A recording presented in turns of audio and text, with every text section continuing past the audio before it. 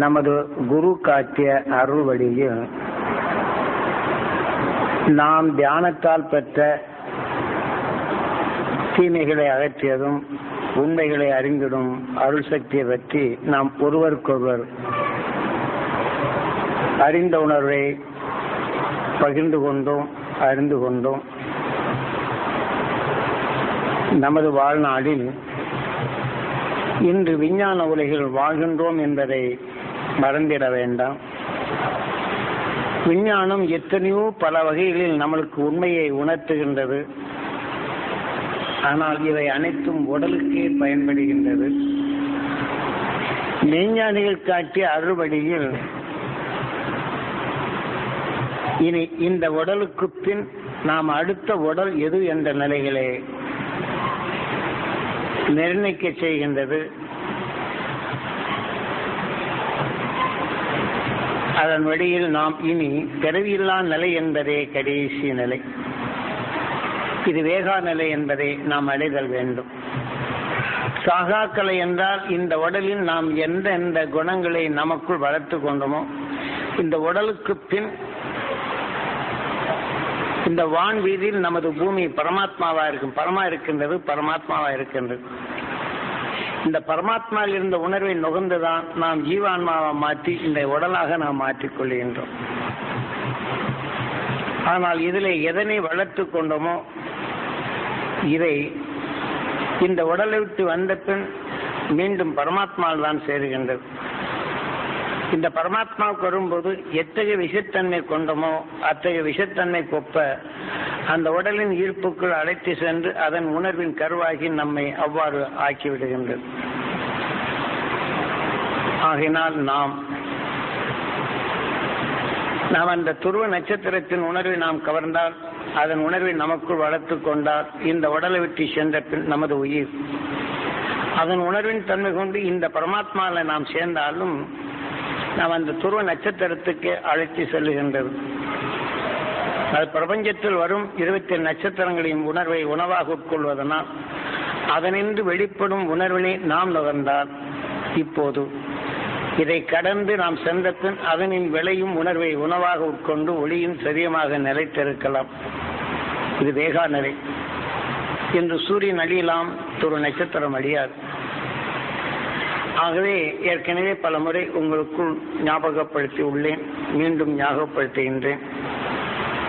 நாம் இந்த வாழ்க்கையில் நாம் எதை பெற வேண்டும் என்பதனை தெளிவாக கூறியுள்ளேன். நாம் எப்படி துணியின் பழுக்க அழுக்கை போகவில்லை என்றால் சோப்பை போட்டு நீக்குகின்றோமோ இதை போல நாம் கண்ணால் ஒரு உற்று பார்த்தோம் என்றால் அந்த நம்ம கருவிடி நமக்கு ஊன் வினை என்ற வித்தாக நாம் எலும்புக்குள் இருக்கும் ஊனுக்குள் பதிவாக்கி விடுகின்றது.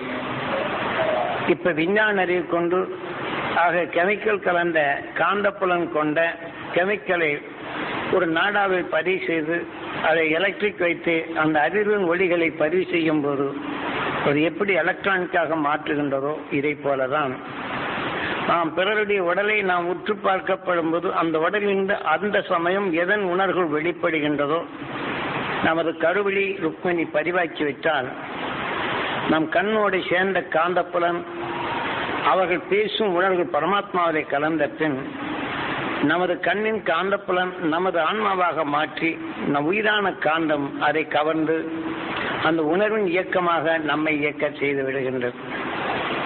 ஆகவே இந்த உண்மையை பல முறை சொல்லியுள்ளேன். இதை போல நாம் அந்த துருவ நட்சத்திரத்தின் உணர்வை இந்த பரமாத்மாவில் கலந்துள்ளதை நம்முடைய நினைவு கொண்டு அது பதிவு செய்தால் அதனை நாம் எளிதில் நமக்குள் அது உருவாக்க முடியும், அது வளர்த்து கொள்ள முடியும் என்று பலமுறை உங்களுக்குள் சொல்லியுள்ளேன். ஏனென்றால் இப்போது உங்களுக்கு நினைவுபடுத்தவே இதை செய்கின்றேன். ஆக நாம் பரமாத்மாக்குள் வந்தால் நாம் அதை பற்றுடன் பற்றப்படும் போது துருவ நட்சத்திரத்தின் ஈர்ப்புக்கு செல்கின்றோம்.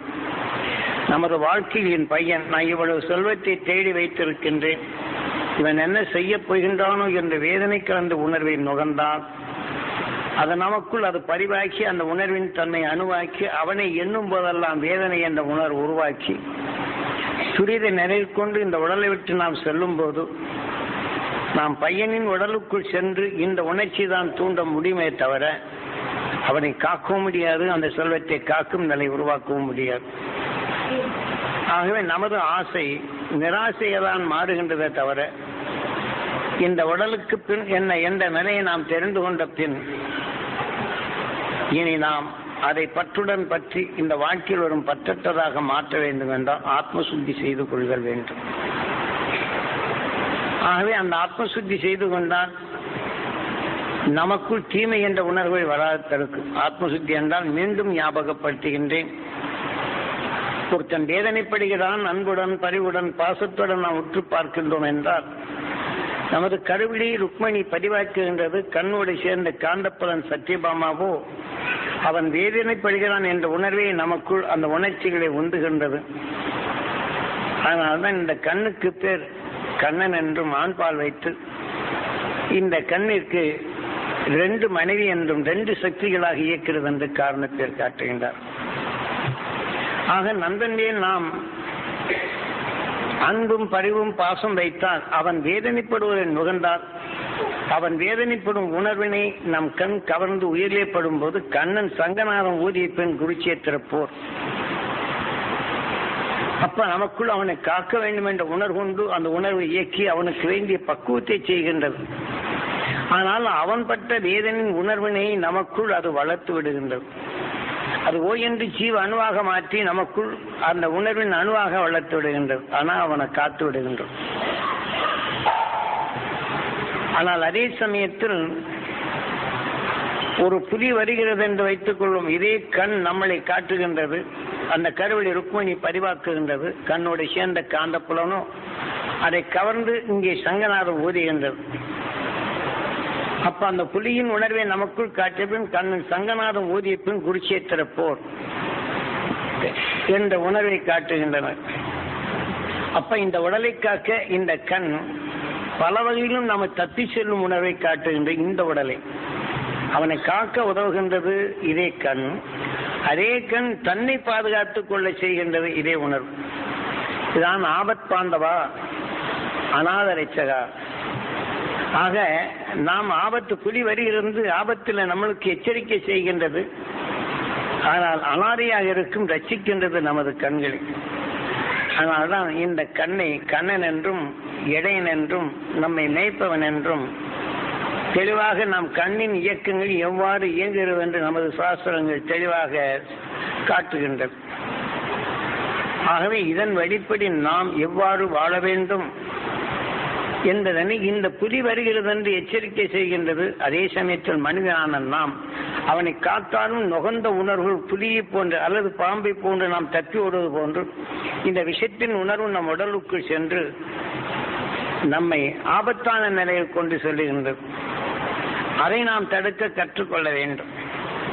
அதற்குத்தான் இன்று நீங்கள் எந்த நிமிடமும் எந்த நேரத்திலையும் நீங்கள் எண்ணும் போது துருவ நட்சத்திரத்தின் ஆற்றலை பெரும்படி அந்த தகுதி ஏற்படுத்தி வைப்பது அடிக்கடி நினைவுபடுத்தி. ஏனென்றால் 24 மணி நேரமும் நான் அதை சதா தியானத்தில் இருக்கின்றேன். நான் பார்த்த அனைவருடைய உலகிலும் அந்த நட்சத்திரத்தின் உணர்வு, துருவ நட்சத்திரத்தின் பேரருளும் பேரொழியும் பெற வேண்டும் என்று. உதாரணமாக நான் இப்போது பேசிக் கொண்டிருக்கும் போது சிலருக்கு மேல்வெளி தலைவலி குறையும், இடுப்பு வலி அந்த நிச்சயம் இங்கிருந்து போற வழி உங்க இடுப்பு வலியும் குறையும். ஏனென்றால் இந்த உணர்வுகள் கேட்கும் போது இந்த நிலையை செய்கின்றது. இங்க உட்கார்ந்து கொண்டு இருக்க போகும்போது அடுத்தாப்படி ஒருத்தர் பேசுறாங்க அப்படின்னு சொன்னா பேசுற நேரத்தில் இப்படி பேசுனா அடுத்த நிமிஷம் உங்களுக்கு மேல்வெளி வெறுப்பு எரிச்சல் கைகால் குடைச்சல் நிச்சயம் வரும். எல்லாம் நாம் நுகர்வதை அது இயக்குகிறது என்ற நிலையை நாம் புரிந்து கொள்ளுகின்றோம். புரிந்தாலும் அது மாற்றும் வழி இல்லை. அதை மாற்றுவதற்கு உங்களுக்கு அந்த சக்தி பெறுவதற்குத்தான் இப்போது உங்களுக்குள் உபதேசிப்பதும் உணர்வை பதிவு செய்வதும் நினைவு கொண்டால் உங்கள் காக்க உங்க எண்ணம் வரும்.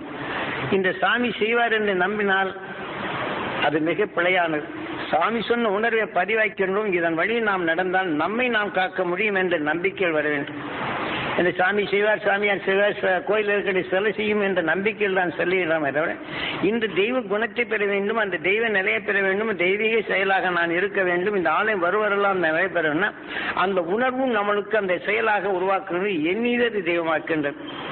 இங்க வருவரெல்லாம் நல்லவராக வேண்டும், அவன் குடும்பம் நல்லா ஆக வேண்டும், என் குடும்பத்தில் அனைவரும் அந்த தெய்வீக பண்பு பெற வேண்டும் என்று எண்ணினார் அங்க வைத்திருக்கக்கூடிய சிலையை நாம் உற்று பார்க்கும்போது இது துவைதம். அதில் காவிய படைப்பாக வெளிப்படுத்தியிருப்பதை அத்வைதம். நாம் நுகர்ந்து அறியப்படும் போது விசிஷ்ட அத்வைதம். இன்று நாம் ஒரு புலியை பார்த்த உடனே அது துவைதம். ஆனால் உணர்வு அதிலிருந்து வெளியிடப்படுவது அத்வைதம். அதை நாம் நுகர்ந்தறிந்தால் விசிஷ்ட அத்வைதம். இந்த உணர்வின் தன்மை நுகர்ந்தால் நமக்குள் துவைதம். ஆகவேதான் இப்போது நாம் இங்க இருக்கிறோம். இப்ப வீட்டுல எல்லாம் கந்திசி படங்களை போட்டு வச்சிருப்பாங்க. பார்த்தோன்னு விகாரமா இருக்கும். நீங்க என்னை வந்து நல்ல பாரு, என்னை பார்க்க வேண்டாம், என்னை இந்த மாதிரி பாருன்னு தான் சொல்லுவாங்க. நீங்க வீட்டுல அந்த விகாரமான படத்தை பார்த்தோன்னு உங்க மனம் சுடுங்குகின்றது. அப்ப இங்க பார்த்தோன்னு என்ன ஆகுது? அவங்க வீட்டுக்குள் போகும்போது இந்த உணர்வு தான் நீங்க பார்க்க முடிகின்றதை தவிர நீங்க நுகர்ந்தது உணர்வு. புவியின் ஈர்ப்புக்கு அங்க நீங்க பதிவு செய்றீங்க. நாம் எதை எடுக்கிறோமோ புவியின் ஈர்ப்புல இருக்கிறோம். இங்க வளர்ந்தது புவியை பலரதான் செய்யுது. அப்ப நாம் வீட்டுகளில் வாசகம் எது பெற வேண்டும்? நம் வீடு வருவரெல்லாம் மகிழ்ச்சியின் சக்தி பெற வேண்டும், அவர் நலம் பெற வேண்டும் என்று அதை படித்தால் இந்த உணர்வு வரும். அதே சமயத்தில் நலம் பெற வேண்டும், வளம் பெற வேண்டும் என்ற உணர்வு வருகின்ற அந்த உணர்வு நம்மளுக்கு பதிவாய்க்கின்றது. முதல்ல நமது சாசனம் எங்க பார்த்தாலும் நான் சொத்தை நிறைய சம்பாதிச்சு வச்சிருக்கேன், கந்திஷ்டி போடுறாங்க அப்படின்னு சொல்றாங்க. இந்த கந்திஷ்டிக்கு இப்படி வைத்தா என்ன ஆகும்? இப்படி எல்லாம் நம்மளை அறியாமலேயே பெரும் தவறுகள் நமக்குள் அந்த உணர்வை வளர்த்துக் கொள்ளுகின்றோம். இதை போன்ற நிலைகள் எல்லாம் இருந்து நீங்க மீள்வதற்காக தான் பதிவு செய்த எப்போது நீங்கள் கஷ்டம் என்று நிலையில் ஒருத்தர் சொல்றாரோ, நீங்க 4 பேரும் கஷ்டம்னு நீங்களும் கஷ்டப்படுவீங்க. அதுல தப்பவே முடியாது. ஆகவே அந்த கஷ்டத்தை நமக்குள் அந்த உணர்ச்சிகள் உணர்வுள்ள அணுக்களாக மாறாதபடி தடுக்க வேண்டும் என்றால் இப்படித்தான் ஈஸ்வரா என்று நீங்கள் எதை அவங்க பேசுவதை உருவாக்குகின்றதோ அதே ஈஸ்வரனுடன் நீங்க மறுத்து ஈஸ்வரா என்று உயிருடன் ஒன்றி அவர் நினைவை மறைத்து திரு நட்சத்திரத்தின் பேரருளும் பேரொழியும் பெற வேண்டும் என்று நாம் இங்கே நினைவு செலுத்தினார். இதே மேலே போகக்கூடாது. ஒரு நிமிடம் அதை எடுத்துக்கொண்ட பின் அடுத்த நிமிடம் கண்ணின் நினைவை உடலுக்குள் செலுத்துங்க. அதாவது கருவில் இருக்கும் குழந்தைக்கு கண்ணன் உபதேசித்தான் என்று. நமது கண்கள் இப்ப புலி வருகிறது என்றால் உணர்வின் தன்மை மானின் உணர்வுக்குள் இருந்த பின் அந்த உணர்ச்சிகளை ஊற்றுகின்றது. அதன் வழிதான் அந்த உடலை இயக்குகின்றது. இதே போலதான் கண்ணின் நினைவினை உயிருடன் ஒன்றி என் உடலுக்குள் இருக்கும் அனைத்து ஜீவ ஆன்மாக்களும் ஜீவ அணுக்களும் அந்த துருவ நட்சத்திரத்தின் பேரொழி பெற வேண்டும் என்று உயிருடன் நின்று கண்ணின் நினைவை ஊழ் செலுத்தினார். இந்த உணர்வின் வலிமை பெறுகின்றது. கண்கொண்டு பார்க்கும்போது ஒரு பயத்தின் உணர்வை ஊட்டும் போது நம்மை நடுங்கச் செய்கின்றது. அதே சமயத்தில் உள்புகாது தடுத்து அந்த துருவ நட்சத்திரத்தின் பேரருளையும் பெற வேண்டும் என்ற உணர்வினை நீ எடுத்துக்கொண்டால் என் உடல் முழுதும் படர் வேண்டும். இங்க வலிமை கூட கூட கூட இதை நகர்த்தி கொண்டு வந்துவிடும். பின் சூரியனின் ஈர்ப்பு வட்டத்திற்கே வந்து விடுகின்றன. இந்த வால் நட்சத்திரத்தை பற்றி பார்க்கின்றோம். 2000 சூரிய குடும்பங்கள் இருக்கின்றது. ஒரு தனித்து ஒரு சூரிய குடும்பம் வாழ முடியாது. ஆகவே 2000 சூரிய குடும்பங்களும் ஒன்றுடன் ஒன்று பிணைந்து வருகின்றது ஓர் அண்டம். இதே போல எத்தனையோ 2000 சூரிய குடும்பங்கள் வாழ்கின்றது. அதுல ஒதுங்கிய தூசி தான் எதன் சூரிய ஈர்ப்புக்கும் சிக்காது ஒதுங்கிய தூசிகளா இருக்கின்றது. அதை அவ்வப்போது எந்த சூரியன் அதுக்கு நேராக போகின்றால் அதை இழுக்கின்றது. அதை இழுத்து வரப்போகும்போது நம்ம சூரியனுக்கு நேரப்பட்டால் அதை இழுத்து தனக்குள் அந்த உணர்வை கொண்டு வரப்போகும்போது வால் நட்சத்திரம் என்று கூறுகின்றனர். ஆனால் அது போகும் பாதையில் நமது பூமி இடைமறித்தார். நமது துருவப்பதில் கவர்ந்து அந்த விஷத்தன்மை பரவ போகும்போது எந்த விஷத்தன்மை எங்கே பரவுதோ அந்த நாட்டின் பக்கம் சிறிது சிந்தனை இழந்தும் தாவரங்களின் மாற்றமும் புது புது நோய்களும் வருகின்றன. இதை போல அதை இழுப்பது போல நாம் ஒரு மனிதன் உணர்வை நுகர்ந்திருந்தால் இதிலிருந்து நமக்குள்ள ரொம்ப இதை உள் செலுத்தி அது கூட்ட கூட்ட இது வெளியே தள்ளுகின்றது. இது தள்ளிவிட்டால் சூரியன் தனக்குள் இழுத்துக் கொள்கின்றது. ஆக நம்ம ஆன்மாவில் இருந்தது மாறுபடுகின்றது. அது தன்னுடன் அழைத்து அதை அழைத்து செல்கின்றது. ஆகினாலே இது ஒரு நிமிஷம் அந்த துருவ நட்சத்திரத்தின் பேரருளும் பேரொழியும் பெற வேண்டும் என்று ஒரு கோபமோ கொதிப்படுவதோ பயமோ அல்லது சிந்தனையற்று சவரிக்கொண்டு இருக்கும் போது இந்த மாதிரி செய்யும். அந்த துருவ நட்சத்திரத்தின் பேரொருளும் பேரொழியும் பெற வேண்டும் என்று உடலுக்குள் செலுத்தி மறுபடியும் கண்ணை திறந்து வானை நோக்கி எண்ணி மீண்டும் கண்ணை மூடி உங்க உடலுக்குள் செலுத்தி பழகும். அப்ப இந்த ஆன்மாவிலிருந்து வெளியே பின் எவரால் நமக்குள் பேசுகின்றனரோ அவர் அறியாத இருள்கள் நீங்க வேண்டும். அவர்கள் பொருள் அறிந்து செயல்படும் திறன் பெற வேண்டும். தெளிந்த மனம் பெற வேண்டும். தெளிவான வாழ்க்கை வாழ வேண்டும் என்ற எண்ணால் அதே உணர்வின் கருவை நமது உயிர் அது கருத்தன்மை அடைய செய்கின்றது. அவன் தனித்த வேதனைப்படும் உணர்வை நமக்குள் அணுவாக்கிவிட்டால் அந்த அணு அதைத்தான் உணவாக எடுத்து வாழும். அதனால நாம் மாற்றி இந்த உணர்வின் தன்மை எடுத்தால், இந்த அணுக்களை பெருக்கினால் நமக்குள் பகைமை என்ற உணர்வை மாற்றி அந்த பேரொருள் என்ற உணர்வை நமக்குள் பல நன்மைகளை செய்ய இது உதவும். அதனால்தான் ராமன் இப்போது கல்யாண ராமன் ஆகின்றான். தீமை என்ற உணர்வினை நாம் வரப்படும்போது வாலி என்ற நிலை வருகின்றது. இங்கேயோ ராமன் அதாவது சீதாவை திருமணம் செய்ய பறைசாற்றுகின்றான் ஜனக சக்கரவர்த்தி. அப்போது அவர்கள் ஒவ்வொருவரும் தனது வல்லமையை காட்டுகின்றனர். ராமனோ அந்த தனக்குள் இருந்த அந்த காண்டிபத்தை ஒடித்து விடுகின்றான். ஆக இந்த காண்டிபத்தை ஒடித்து விடப்போம் போதுதான் அவன் சீதாவை தனக்குள் அரவணைத்துக் கொள்கின்றான். கல்யாண ராமா, ஒருத்த மேல் இருக்கும் வெறுப்பான உணர்வை நீக்கிவிட்டால் நமக்குள் அரவணைக்கும் சக்தி அங்கே வரும் என்ற நிலைகளை இங்கே கூறுகின்றனர். இதுதான் சிவதனுசு என்றும், நமக்குள் வெறுப்பின் உணர்வை நமக்குள் உருவாக்கிவிட்டால் இந்த உணர்வு எண்ணம் கொண்டு பிறரை தாக்கும் உணர்ச்சிகள் வருகின்றது. அதே உணர்வு நமக்கு அந்த பகைமை உணர்ச்சிகளை உண்டாக்குகின்றது என்றுதான் ராமாயணத்தில் சில நிலைகளை காட்டுகின்றனர். விஷ்ணு தனுசு என்றால் இப்ப நீங்கள் உயிரின் நிலைகளை அந்த துருவ நட்சத்திரத்தின் உணர்வை எடுத்து இந்த உணர்வின் தன்மை தான் உடலுக்குள் பாய்ச்சப்படும் போது தீமை என்ற உணர்வினை அதை நீக்கிவிடுகின்றது. ராமாயணத்தில் தெளிவாக கூறப்படுகின்றது. நீங்கள் புரிந்து கொண்டால் இதை எவ்வாறு நம்முடைய சாஸ்திரங்கள் கூறுகிறது என்ற நிலையை தெளிவாக தெரிந்து கொள்ளலாம். நாம் எடுத்துக்கொண்ட இன்னொரு வேதனை சிவதனுசு. ஒருவனை தாக்க வேண்டும் என்ற வல்லமை பெற்று தன் நிலைகளை செயல்படுகின்றோம். ஆனால் விஷ்ணு தனுசுன நமது உயிர் விஷ்ணு ஆகின்றது. ஆகவே அந்த அருள் என்ற உணர்வை நமக்குள் பதிவு செய்து தீமை என்ற நிலைகளை நீக்கும் அந்த தனுசு நாம் உருவாக்குதல் வேண்டும் என்பதுதான் இந்த ராமாயண காவியங்கள் இவ்வளவு தெளிவாக கூறப்பட்டுள்ளது. அது யாராவது வேண்டாம், இதெல்லாம் ஒவ்வொரு நிமிடமும் ஞானிகள் கூறிய உணர்வுகள் காரணப்பேரை வைத்து நாம் புரிந்து கொள்ள வந்தாலும் அதை நாம் புரியாத நிலையிலே மாற்றப்பட்டு இன்று நாம் தேடிக்கொண்டே உள்ளோம். இனி தேட வேண்டாம். இன்று விஞ்ஞானம் நிரூபிக்கின்றது. அன்று மெஞ்ஞானி காரியம் அந்த மெஞ்ஞானிகள் கண்ட உண்மையை நீங்கள் புரிந்து கொள்ளலாம். இப்ப நான் சொல்லுன்னா நான் ஒரு பங்கு தான் சொல்லி இருக்கிறேன். நீங்க 1000 பங்கு என்னைக்காட்டே நீங்க தெரிந்து கொள்ளக்கூடிய ஆற்றல் உங்களுக்கு உண்டு. இதை புரிந்து கொண்டால், இது பரிந்து கொண்டால் உங்களால் சர்வ ஞானமும் பெற முடியும். சர்வ தீமையில் அகற்ற வல்லமை நீங்கள் பெற வேண்டும். நீங்கள் வல்லமை தீமையை நீக்கும் வல்லமை பெற்றால் அதை கண்டு எனக்கு சந்தோஷம் கிடைக்கும். இதே போல ஒவ்வொருவருடைய நிறைகளையும் நாம் அவர்களுடைய தீமைகளை நமக்குள் புகாதபடி அவர்கள் நல்ல உயர்ந்த நிலைகள் பெற வேண்டும் என்றால் நாம் கீதையிலே நீ எதை எண்ணுகின்றாய் அதுவாகின்றாய்கிற நிலையில் நாம் அதுவாகின்றோம். அந்த நிலை பெறச் செய்வதற்கான் இப்போது ஒவ்வொரு நிமிஷமும் உங்களுக்கு கொடுத்த அந்த ஆத்ம சுத்தி என்ற ஆயுதமும் உங்களுக்குள் அருஞானத்தை பெறக்கூடிய ஞான வீட்டை உங்களுக்குள் ஊழ்வினையாக பதிவாக்கியுள்ளேன். இந்த வினைக்கு நாயகனாக உங்களுடைய எண்ணங்கள் இருக்கிறார். அருள் ஞானத்தை பெற்று இருளை நீக்கி உங்களால் அந்த அருள் சக்தியை நீங்க பெற முடியும். உங்களை நம்புங்கள். நாம் எதையெல்லாம் எண்ணுகின்றனோ உருவாக்கணும். ஒருத்தன் உதைக்கணும்னு நினைச்சா கரெக்டா வந்து பார்த்த உடனே உதைக்கணும் இந்த உணர்வே வரும். இதை செய்கின்றோம். அதனால நீங்க ஒவ்வொருவரும் இதை செய்தல் வேண்டும்.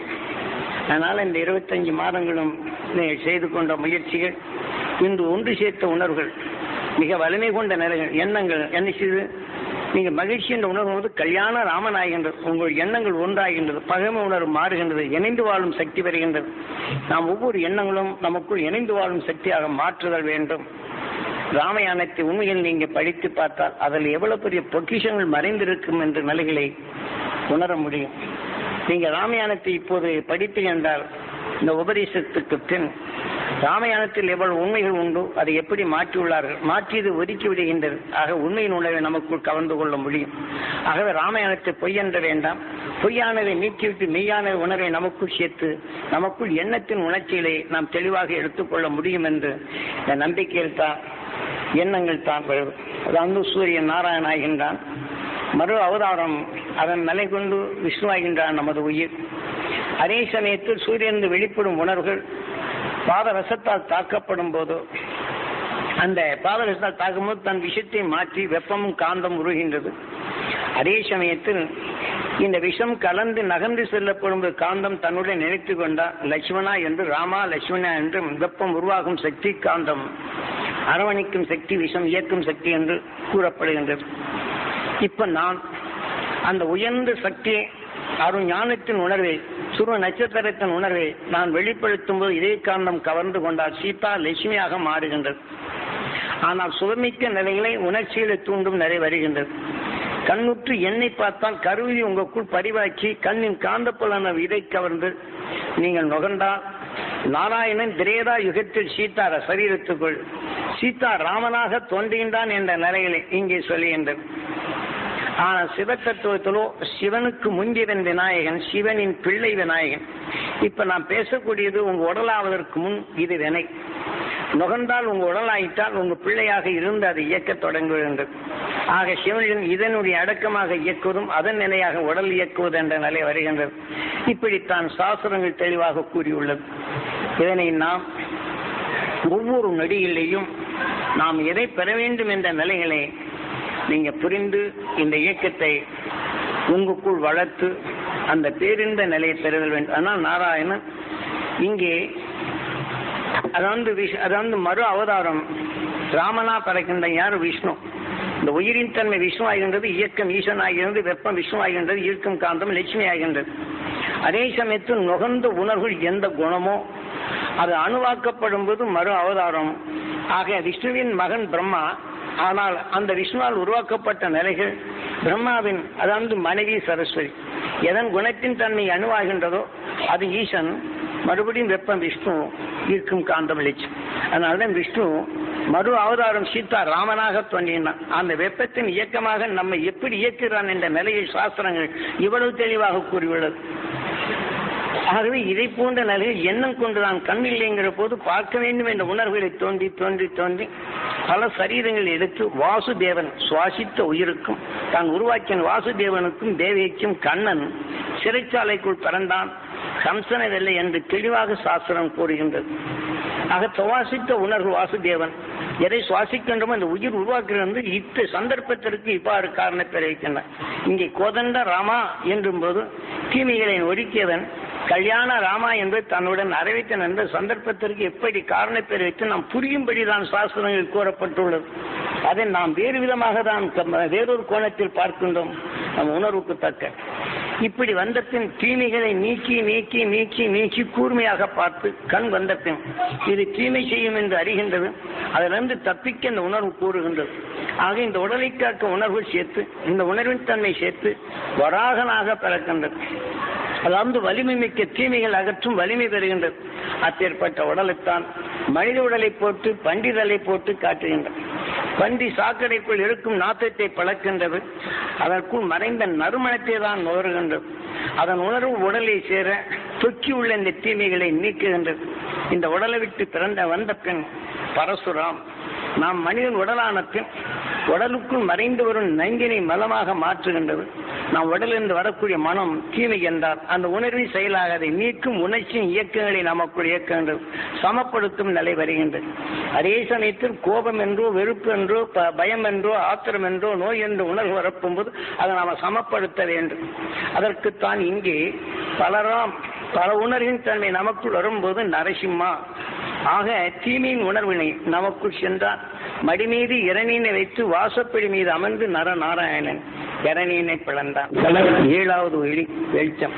மனிதன் 6வது அறிவு, 7வது அறிந்துணர்ந்து 7 ஒளி. ஆகவே ஈரோடு லோகத்தை வென்றவன் வீண் சென்றான் என்ற நிலைகளில் நாம் இந்த உடலை சென்ற விட்ட பின் ஆனால் ஒளியின் தன்மை நாம் பெறுகிறோம் என்ற நிலையை இங்கே தெளிவாக்குவதற்குத்தான் இந்த சாஸ்திரங்கள் இவ்வளவு தெளிவாக கூறப்பட்டுள்ளது. ஆகவே இப்ப கோபிக்கின்றான், வேதனைப்படுகிறான் என்று கோபப்படுவதன் உணர்வை என்று இது நாம் பார்க்கிறேன் என்றால் அந்த கோபத்தின் உணர்வு நம் உடலுக்குள் அணுவாகிவிட்டால் நாம் நல்ல குணங்களை நிச்சயமே சண்டை போட்டு இது கொள்ள ஆரம்பிக்கும். அவனை நாம் கொல்ல வேண்டும் என்று விரும்புகின்றேன். அந்த உணர்வை நம் உயிர் அணுவாக்குகின்றது. அந்த அணுவின் தன்மை எனக்குள் சார்ந்த குணம் கொண்ட அணுக்களை அதை கொண்டே தீரும். அது நோயாக வந்தே தீரும். இந்த மனித உடலை மாற்றே தீரும். நாம் நினைக்கிறோம் அவனை கொல்ல போறேன் என்று. நமக்குள் மனிதனார் உருவாக்கிய நல்ல குணத்தை தான் கொள்ளுகின்றமே தவிர நாம் மாற்ற முடியாது. ஆகவே அதற்கு நாம் என்ன செய்ய வேண்டும்? தீமை என்று உணர்ந்த பின் அந்த துருவ நட்சத்திரத்தின் பேரருளும் பேரொழியும் பெற வேண்டும். இங்கே அடைத்து நிறுத்திவிட்டு கண்ணின் தன்மை உடலுக்குள் இந்த வலுவை சேர்த்துக் கொண்டால் இதிலிருந்து ஆன்மால் வந்தையை தேஞ்ச வேண்டும். மடி மீது இறைநீர் வைத்து வாசப்படி மீது அமர்ந்த நரநாராயண். இது கார்த்திகேயன் பிரம்மாவை சிறப்பிடித்தான். ஆகவே நாம் தெரிந்து கொண்ட பின் தீமை என்றவள் சேனாதிபதி 6வது அறிவு பிரம்மாவை சிறைபிடித்தான். இப்ப வேதனை என்ற உணர்வை விட்டால் அந்த வேதனை உருவாக்கும் சக்தியாக நம் உயிர் மாறுகின்றது. ஆனால் அதே சமயத்தில் அந்த பேரறிவு என்ற உணர்வை நமக்குள் உருவாக்கினால் இந்த பாதுகாப்பு கிடைக்கின்றது. தீமை என்ற நிலையை நீக்க முடியும். உயிர் ஒளியானது உணர்வு ஒளியாக்கி ஒளியின் சரீரமாக கடைசி நிலை பெறுவதுதான் நமது சாஸ்திரங்கள் தெளிவாக கூறியுள்ளது.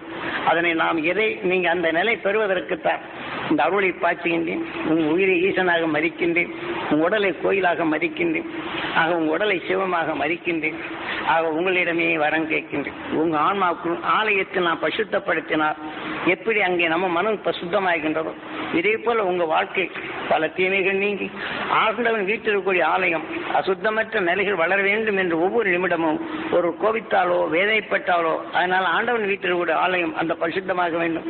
அங்கு அவர்களுக்கு அந்த எண்ணங்கள் வர வேண்டும், அந்த அருஞானம் பெறுதல் வேண்டும், அவங்களுக்குள் அருஞானத்தை பற்றுதல் வேண்டும், அங்கு மிகுந்து வாழ வேண்டும், அருஞானம் பெருக வேண்டும், மலை போல மனம் பெற வேண்டும், மகிழ்ந்து வாழும் அந்த சக்தி பெற வேண்டும். இந்த எண்ணம்னா நமக்குள் இருக்கும் இந்த ஆண்டவனுக்கு இது அபிஷேகிக்கின்றோம். இந்த ஆலயத்தை நாம் சுத்தப்படுத்துகின்றோம், இருளை அகற்றுகின்றோம், மெய்ப்பொருளை காணுகின்றோம். அதனால நாம் மீண்டும் மீண்டும் ஞாபகப்படுத்துறது, உங்கள் ஈசனான நீங்க கோயிலுக்கு அபிஷேகம் செய்றீங்க, ஆராதனை செய்யுங்க. இப்ப இந்த அபிஷேகம் உயிரான ஈசனுக்கு படுகின்றது. இந்த உணர்வு நிறைய போகும்போது நல்ல குணங்களுக்கு அமுது கிடைக்கின்றது. இதான் நான் செய்யணும். கோயிலில் போய் என்ன செய்யறோம்? இந்த உணர்வு தீபார்த்தனை காட்டும் போது பொருள் தெரிகின்றது. ஆகவே அருள் என்ற உணர்வை நமக்குள் இருளை மாற்றி நாம் தப்பு நடக்கின்றது விலக வேண்டும் என்ற உணர்வு நமக்குள் தெரிகின்றது. ஆகையினால் நாம் ஒவ்வொருவரையும் உடலை ஆலயமாக மதித்து பழகும். அதனால்தான் நாம் இதை சொல்றோம். இப்ப நாம் ஒரு நிமிஷம் ஒரு அரை மணி நேரம் தியானம் இருந்துக்கலாம். அரை மணி நேரம் இருக்கலாமா? அதாவது நாம் எல்லோரும் நலம் பெற வேண்டும் உணர்வை நாம் நுகர்ந்து இந்த உணர்வின் மூச்சலைகளை வெளிப்படுத்தும் போது சூரியன் காந்த சக்தி கவர்கின்றது. இதன் உணர்வு பெருக பெருக சந்தர்ப்ப வேதத்தால் இன்று பகமை என்ற உணர்வை மாற்றிட நமது மூச்சலைகள் பயன்பட வேண்டும் என்பதற்குத்தான் நமது குரு அருளை நமக்குள் பெற்று அருளுடைய நமக்குள் கூட்டி உணர்வின் ஒலி அலைகளை நாம் பரப்பச் செய்வது நமது சொல்லும் நம்முடைய இயக்கமும் வீணாகாது. ஒரு காலம் விஷத்தின் தன்னை அடக்கி அதன் உணர்வின் தன்னை மாற்றி அரும் ஞான உணர்வை பெறச் செய்யலாம் அனைவரையும். இதே போன்று நாம் மேகங்களின் உணர்வை செலுத்தப்படும் போது இப்போது எப்படி மின்னல் பாய்ச்சப்படும் போது உணர்வின் அலைகள் மேக கூட்டத்திற்குள் அந்த உணர்வு ஒளிக்கட்டைகள் தேங்குவதும் அதே சமயத்தில் அந்த ஒளிக்கட்டைகள் மேகக்குள் இருந்தாலும் எதிர்பாராத நிலை கொண்டு இன்னொரு மின்னலின் தன்மை தாக்கப்படும் போது இதற்குள் அந்த மேகங்கள் நீராகி அது மின்னலாக பாருவதும் அதே மின்னல் பாருவதும் இடி மின்னலாக மாறுவதும் மாறிய பின் அந்த உணர்வின் கட்டைகள் அது ஒருங்கிணைந்து இடியாகவும் மின்னலாக மாறுவது போன்று நாமிடும் இந்த மூச்சின் அலைகள் மேகங்களில் கூடி மற்ற தாவர இனங்கள் படப்படும் போது எந்த தாவர இனத்தை நாம் புசித்து இந்த உணர்வின் தன்மை வெளியிட்டமோ மனிதனால் எல்லாவற்றும் அந்த மூச்சலைகள் படப்படும் போது நமது உணர்வுகள் அந்த தாவர இனத்தில் பட்டிருந்தால் இதை விஷ பூச்சிகளாக உருவாக்கும் தன்மையும் அந்த தாவர இனத்தை விழுங்கிடும் நிலை வருகின்றது. மனிதனான நாம் வேதனையும் சலிப்பும் சஞ்சலத்துடன் ஒரு தாவர இனத்தினில் உற்று பார்த்தால் உணர்வுகள் பதிந்து விட்டால் அது மகிழ்ந்துவிடும், அது சீராக விளையாது. ஏனென்றால் இதையெல்லாம் உணவாக உட்கொண்டு முழுமை அடைந்த மனிதன் இந்த உணர்வை பாய்ச்சினால் அந்த நிலை. ஆகவே மனிதனால் இனிமையான இசையை வாசித்தால் அந்த தாவர இனங்கள் செழிக்கின்றது. ஒரு குடும்பத்தில் சங்கடமும் சலிப்பும் இருந்தால் பயிரினங்கள் செழிக்காது, அவர்கள் விவசாயம் செழிக்காது. அந்த குடும்பத்தில் சலிப்பும் சஞ்சலமும் இருந்தால் அவர்கள் வியாபாரமும் பெருகாது. ஆகவே இதை போன்ற நிலைகளிலிருந்து நாம் மாறுபடும் உணர்வுகளை நாம் எடுத்தோம் என்றால் நாம் நமது வீட்டில் அந்த உணர்வுகள் படரச் செய்து தீமைகளை அகற்றுவதும் மழை நீரிடம் ஒன்றி வரப்படும் போது தாவர இனங்களில் உள்ள தாவர இனத்தின் தீமைகளை அகற்றுவதும் இந்த உணர்வுகள் நம்முடைய உணர்வுகள் அந்த மழை நீருடன் மேகப்படும் போது மின்னல்கள் தாக்கப்படும் இந்த உணர்வின் உணர்ச்சிகள் மீண்டும் தீமைகள் அகற்றும் சக்தியாக மாறும். ஆனால் மனிதனான நாம் இந்த உணர்வை நாம் செயல்படுத்தி பழகினால் உலகில் உள்ள தீமைகளை மாற்றிட முடியும் என்ற தன்னம்பிக்கை கொள்ளும். உலகம் நலம் பெற வேண்டும் என்று எண்ணுங்கள். அந்த உணர்வை உலகம் முழுதும் பரப்புங்க. உங்க உணர்வுக்குள் அந்த உணர்வின் உடலுக்குள் பெருக்குங்க. தீமை என்ற நிலையை வராது தடுத்து நிறுத்துங்க. விஞ்ஞானத்தால் வரும் பேரழிவிலிருந்து மீட்ட மெய்ஞானின் உணர்வை நமக்குள் வளர்த்து தென்னாட்டுடைய சிவனை போற்றி எந்நாட்டவருக்கும் இறைவா போற்றி என்று தென்னாட்டில் தோன்றியவன் இன்று துருவ நட்சத்திரமாக இருக்கின்றான். எந்நாட்டவரும் அதை பிறப்பும்போது அதன்படி எல்லோரும் பெற முடியும் என்ற நிலையை நாம் தென்னாட்டிலே தான் தோன்றினான், தென்னாட்டில் தான் நாம் வாழ்கின்றோம், தென்னாட்டில் தான் இன்று விஞ்ஞான உலகை இருந்தாலும் விஞ்ஞான உலகைக்கு அழைத்து செல்கின்றோம் என்ற நிலைகளை நினைவில் வைத்து உலகம் தீமையிலிருந்து விடுபட வேண்டும், பேரருள் பெற வேண்டும், இருளான நிலையிலிருந்து மீள வேண்டும், மனிதன் என்ற உண்மையை பெற வேண்டும், மனிதனுக்கு பின் உயிர் ஒளி என்ற சரீரம் பெற வேண்டும் என்ற மனிதரின் துணை கொண்டு நாம் வாழ்வோம், வளர்வோம், அனைவரும் வளரச் செய்வோம். இந்த பேரருள் பெற எனது குரு அருள் உங்களுக்குள் கிடைத்து பேரின்பம் பெறும் அந்த அருள் ஞானத்தை நீங்கள் பெற்று அனைவரையும் பேரின்ப பெறச் செய்யும் அருள் சக்தி நீங்கள் பெற்று பேரின்ப பெருவாழ்வு வாழ வேண்டும் என்றும் இந்த உடலுக்கு பின் என்றும் பெருவிழா நிலைகள் அடைய வேண்டும் என்றும் எனது பிரார்த்தனை. உங்கள் உயிரான ஈசனுக்கு வீட்டிற்கும் ஆலயம் பரிசுத்தமாக்கி என்றும் பேரின்ப பெருவாழ்வு என்ற நிலையை அடைந்திட எமது அருளும் உங்களுக்கு ஒரு உறுதுணையாக இருந்தும் எமது குரு அருள் உங்களுக்குள் படர்ந்து மெய் உணர்வை அறிந்து மெய் வாழ்க்கை வாழ்ந்து அனைவரும் மெய் வாழ்க்கை வாழச் செய்யும் அருள் சக்தி உங்களில் பெற வேண்டும் என்று எனது பிரார்த்தனை நிறைவேறும் நிரந்தர நிலைகள் கொண்டு அருள் ஞானத்தை நீங்கள் பெறுவீர்கள்.